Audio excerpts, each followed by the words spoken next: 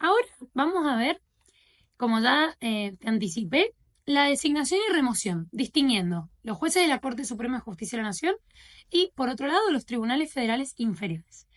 Bien, los jueces de la Corte Suprema de Justicia de la Nación van a ser designados por el Poder Ejecutivo con acuerdo del Senado, por 2/3 de los miembros presentes en una sesión que se va a convocar al efecto.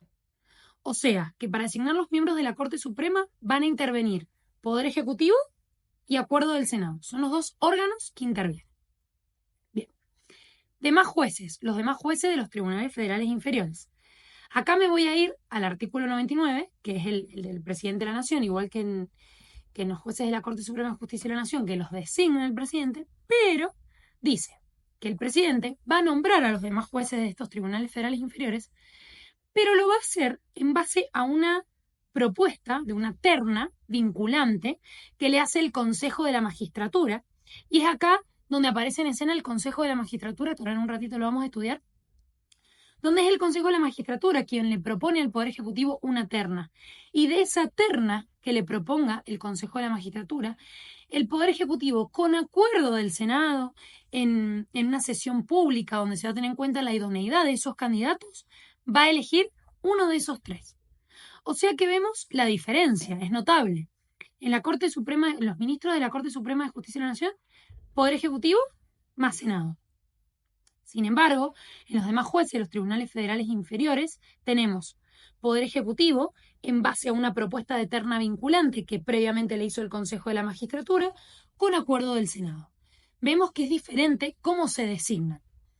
Ahora vamos a ver cómo se remueven. Los jueces de la Corte Suprema de Justicia de la Nación, ya esto lo hemos estudiado cuando estudiamos el Poder Legislativo, mediante el juicio político.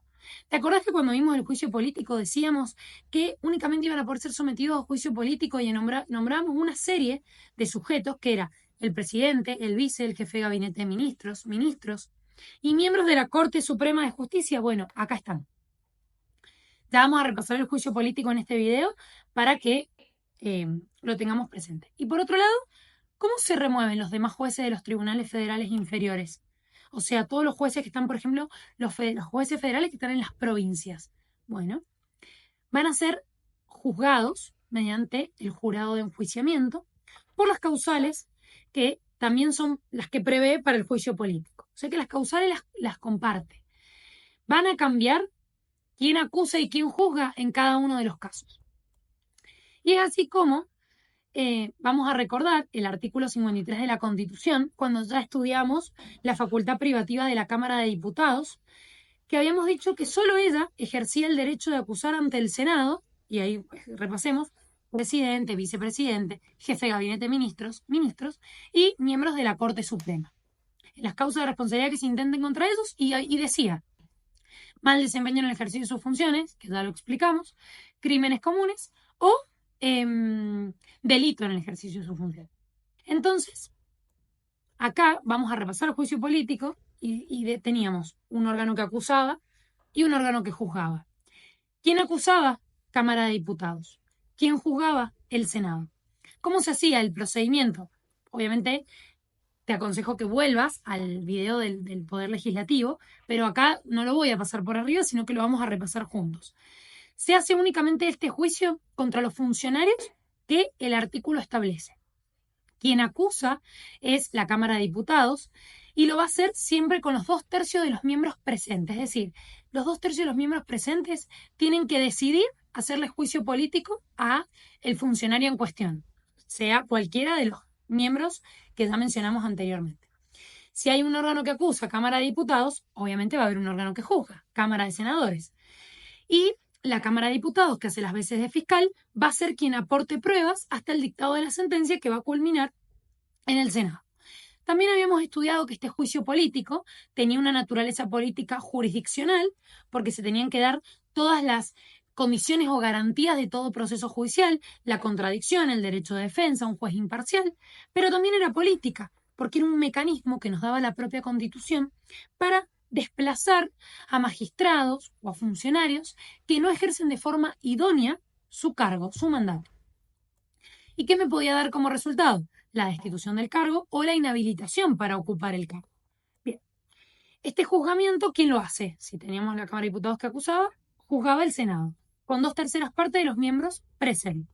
¿Qué pueden hacer? Como ya dije, lo declaran, lo destituyen o lo declaran incapaz de ocupar algún cargo de honor o confianza o a sueldo de la nación. Sin embargo, ahí la parte condenada va a quedar sujeta a la acusación, juicio y castigo conforme a las leyes y procedimientos locales. Bien, esto pasaba en el juicio político que ya lo habíamos estudiado. Ahora bien, ¿qué sucede con los demás jueces de los tribunales federales inferiores? Hablamos de que hay un jurado de enjuiciamiento.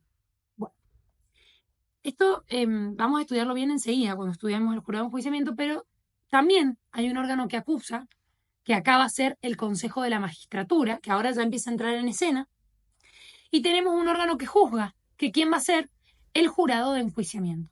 Ahora vamos a estudiar cómo está compuesto cada uno de ellos en un ratito, pero en los dos, Corte Suprema de Justicia de la Nación, lo vas a tener bien claro en una presentación que yo te voy a dejar, acusa a diputados, juzga a Senado, miembros de la Corte Suprema de Justicia de la Nación. Miembro de los tribunales federales inferiores, acusa Consejo de la Magistratura y juzga jurado de enjuiciamiento.